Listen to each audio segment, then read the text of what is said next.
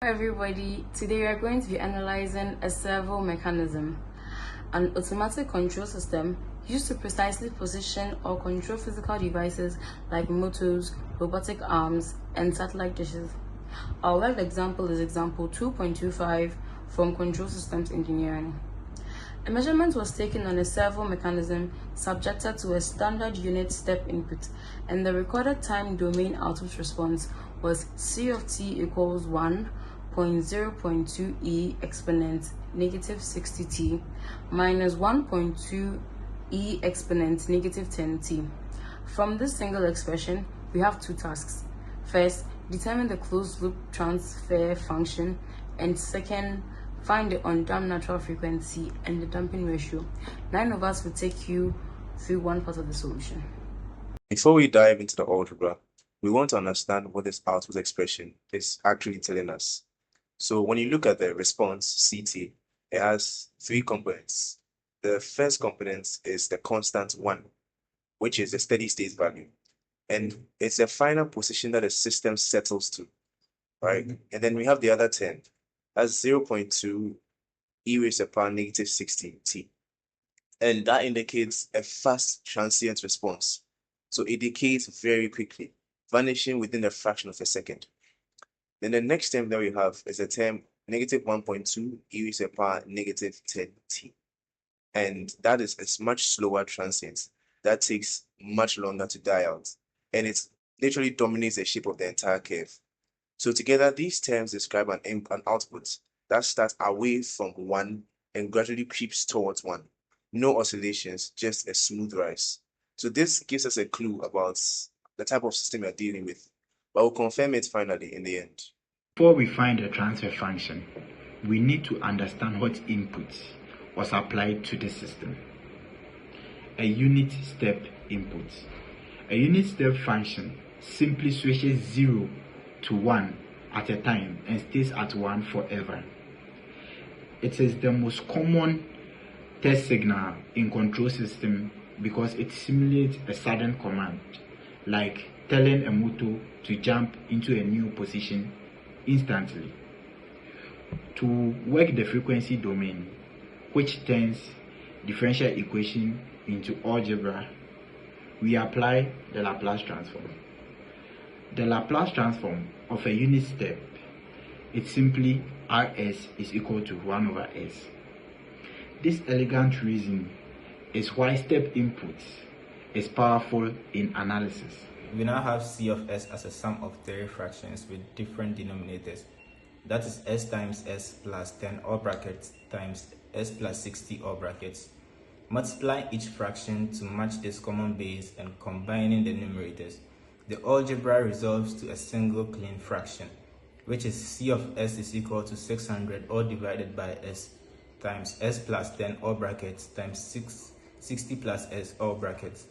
This simplification is important as it collapses a complicated partial fraction expression into one compact rational fraction. The numerator 600 emerged from carefully combining all terms above the common denominator. That is, unified form is exactly what we need to extract the transfer function.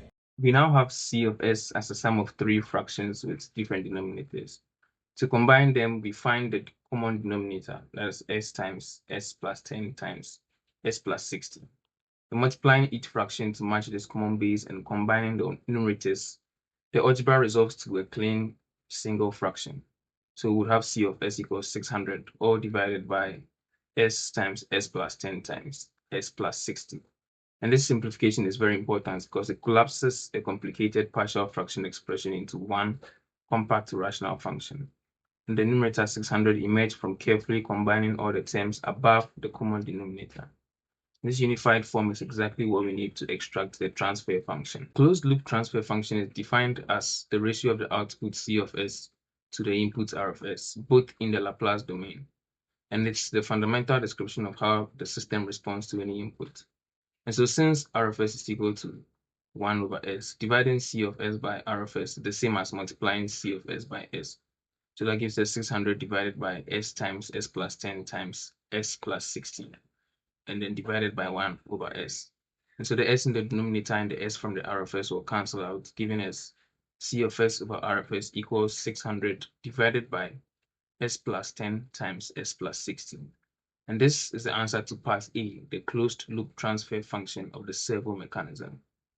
Now we expand the denominator of the transfer function to reveal the characteristic equation, the polynomial that governs the system's natural behavior.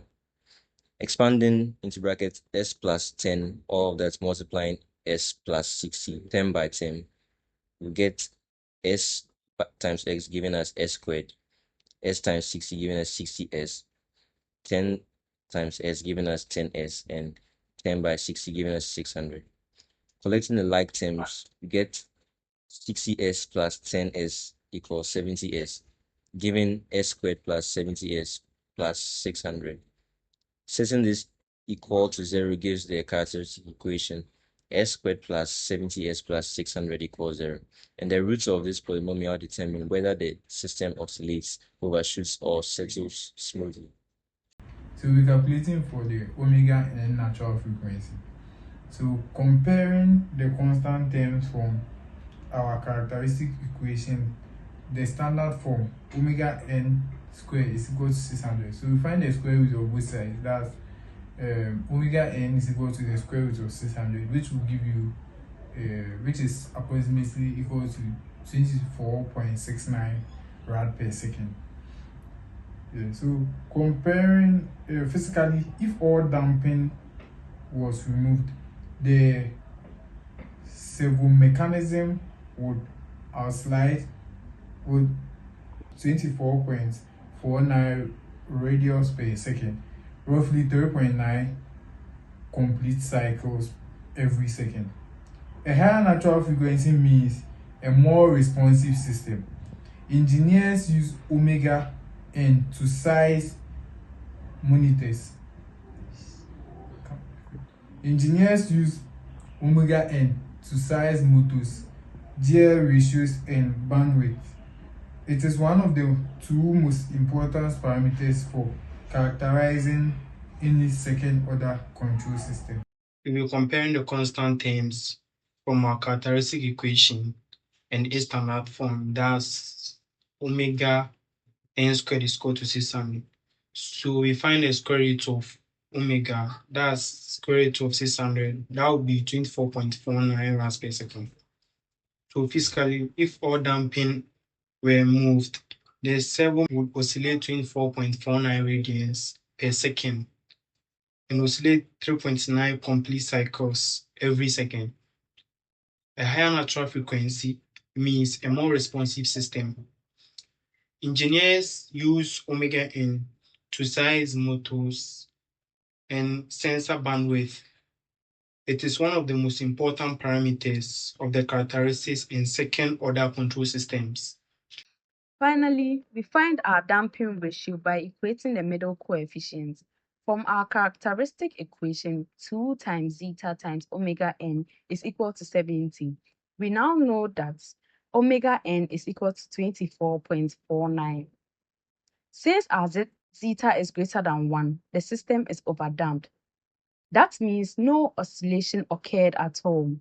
The output creeps smoothly towards the steady state value without bouncing or overshooting. Think of a heavy door with a strong hydraulic damper. It swings closed without any bounce. This confirms what we saw in the original CT expression. 2 decaying exponentials, no sinusoidal terms, no ringing. The mathematics and physics agree perfectly. To bring everything together, here are the 4 results of the analysis. The closed loop transfer function is 600 over open bracket S plus 10 close bracket times open bracket S plus 60 close bracket. This characteristic equation is S to the power 2 plus 70S plus 600 is equal to 0. The underdamped natural frequency omega n is approximately 24.49 radians per second, and the damping ratio zeta is approximately 1.42, confirming the system is overdamped. These 2 parameters, omega, and zeta are all an engineer needs to predict the full transient behavior of this servo mechanism under any input. Thank you for watching, and we hope this walkthrough made the analysis clear from start to finish. See you in our next video.